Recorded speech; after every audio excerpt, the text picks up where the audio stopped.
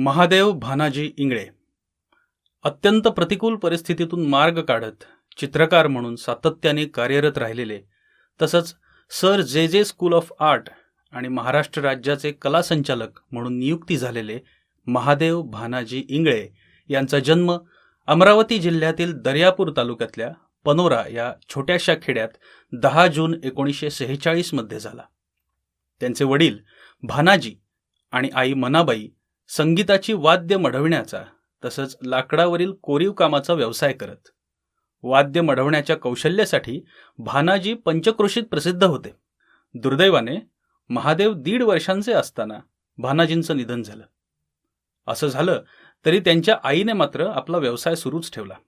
इंगळे यांनीही आपल्या आई आणि भावाला मदत करत आपलं प्राथमिक शिक्षण पनोऱ्यातच पूर्ण केलं.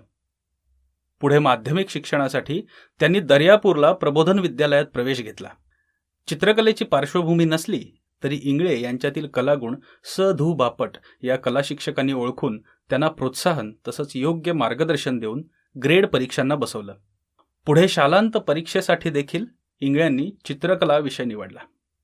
नागपूरच्या स्कूल ऑफ आर्टमध्ये इंगळे यांनी टीचर्स ट्रेनिंग या अभ्यासक्रमासाठी प्रवेश घेतला. या परीक्षेत ते महाराष्ट्रात सर्वप्रथम आले.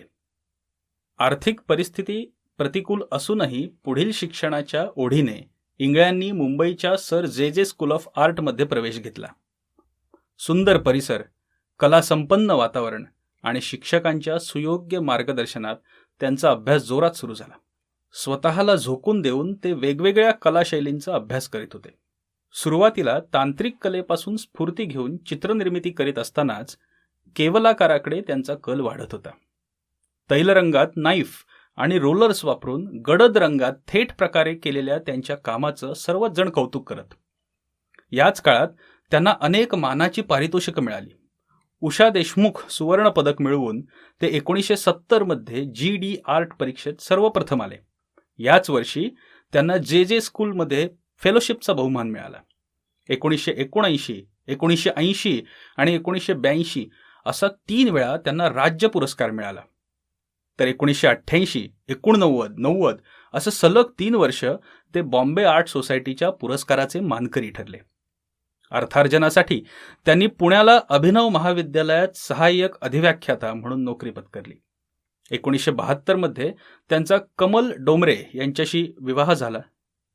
संसाराची जबाबदारी पत्नीवर सोपवून ते चित्रकला आणि शिक्षकी पेशावर लक्ष केंद्रित करू लागले. परंतु याच वर्षी आईच्या प्रकृतीच्या कारणास्तव त्यांना येथील नोकरी सोडावी लागली. तिथून ते अमरावतीच्या शिवाजी विद्यापीठात सहाय्यक अधिव्याख्याता म्हणून रुजू झाले. इथे मात्र तेथील अंतर्गत राजकारणामुळे इंगळे जास्त रमले नाहीत. ते पुन्हा मुंबईला आले आणि जे जे स्कूल ऑफ आर्टमध्ये हंगामी सहाय्यक अधिव्याख्याता म्हणून रुजू झाले. इथे आल्यावर त्यांची चित्रनिर्मिती पुन्हा एकदा जोमाने सुरू झाली. 1980 साली त्यांची प्राध्यापक म्हणून औरंगाबादला बदली झाली आणि इथे 1987 ते 1990 पर्यंत त्यांनी संस्था प्रमुख म्हणून काम पाहिलं. इथे त्यांना काम करायला भरपूर वेळ आणि शांतपणा मिळाला. या काळात त्यांनी वेगवेगळ्या चित्र प्रदर्शनात भाग घेतला. 1991 तसंच 1994 मध्ये भारतातर्फे होणाऱ्या आंतरराष्ट्रीय त्रिनालेसारख्या जागतिक प्रदर्शनात त्यांचा सहभाग होता. 1997 मध्ये त्यांना बिनालेचं पारितोषिकही मिळालं. त्यांचं प्रभुत्व खरं तर वास्तववादी शैलीवर, परंतु ओढा मात्र अमूर्त शैलीकडे. त्यामुळे सुरुवातीच्या काळात जरी ते पातळ तैलरंग लावून नाईफच्या सहाय्याने पोत निर्माण करीत असले तरी नंतर त्यांच्या चित्रात रंगाचे जाड थर दिसू लागले. इंगळे यांची नंतर सर जे जे स्कूल ऑफ आर्टचे अधिष्ठाता आणि त्यानंतर कला संचालक महाराष्ट्र राज्य या पदावर पदोन्नती झाली. प्रशासकीय कामाचा त्यांचा पिंड नव्हता. त्यांच्या कारकिर्दीत त्यांना अनेक अडचणींचा सामना करावा लागला. टीकेला सामोरं जावं लागलं. प्रशासकीय कामातील खाचाखोचा, राजकारण, मानसिक ताण या सगळ्यातूनही वेळ काढून ते चित्र काढत. त्यांची ही कला साधना अशीच पुढे सुरू राहिली.